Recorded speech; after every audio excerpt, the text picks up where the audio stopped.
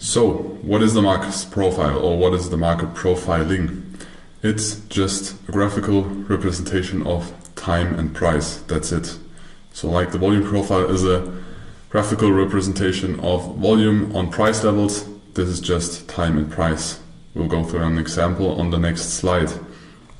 The core idea of market profiling is that all financial markets are measurable by time, price, and volume. Yes, most of the time it is combined with volume as well, but the market profile itself is just time and price. Market profiling itself is pure, unbiased, and easy to read. You can have the same information out of a chart as always, but it's more difficult for your brain to analyze that, and you have more information in a market profile. It's just more easy to analyze, more easy to include in the analysis process.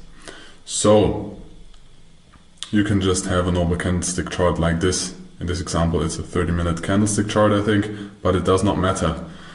Market profiles will look like this. Not exactly like this, but this is a split market profile. Let me take the laser pointer. So you just have normal price action on the left side.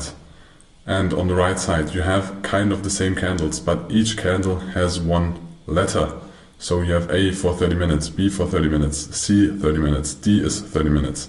And during those minutes, you create one letter, and then you can divide it or split it, but you can also merge that together. I will show you on the next slide that it can look like this profile. This is the volume profile. So you also have an initial balance and an opening, but we will go through that in detail on the next slide. Important here to understand is that the basic setting of a market profile, but you can take any time frame or session or time horizon you want to analyze. You can adapt the settings in most of the charting platforms that you know one letter represents one time horizon, but in the basic setting one letter is 30 minutes.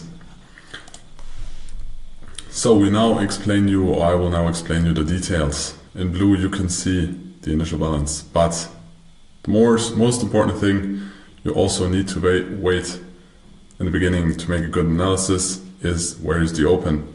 So you can see here it is B, because if we have a session that started before that, you can start with A, but it doesn't matter with what letter you start. It's important to know where the open is, and in our case, or in this case, it is marked yellow. Doesn't matter. Again, it's just you need to know what the open is, and it is shown in most of the market profiles. We have an initial balance range. So this is the range where the first hour was, or where the price has been in the first trading hour. We have an absolute high in the profile. We have single prints. Very interesting. So single prints are single letters. So you have on some price levels or some ticks, can be also several ticks, you have multiple letters in one row. But there will be letters or rows where there is just one letter, and this is going to be a single print. There will be a daily range. It is between the absolute high and the absolute low. There will be a volume value area, and yes, there is also a value area of the market profile itself, but we don't use it that way. That's why we don't implement it in here.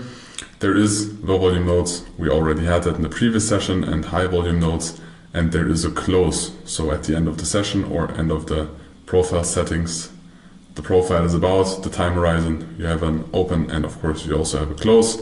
You have an absolute low, and you have a tail.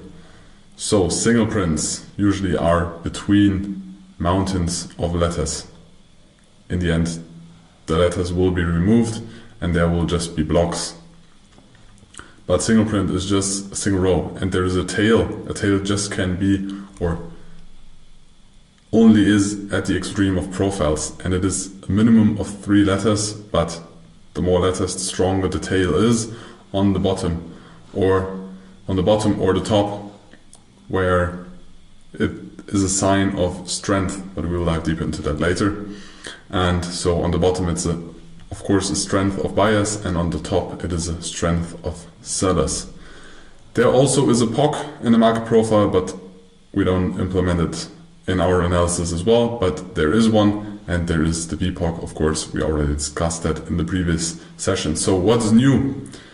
Single prints are new, tails are new, the initial balance is new, and the profile structure itself, that is based on time and not on volume, is new.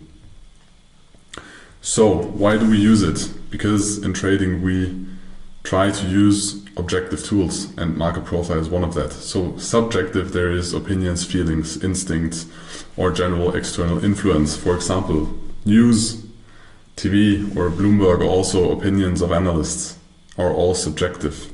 Objective are facts that are neutral and that are emotionless. So for example, market profiling or price action. Everybody looks at the same data, so the data is objective. The way you interpret it or analyze it is subjective, but the data itself is objective, and market profiling itself is objective as well.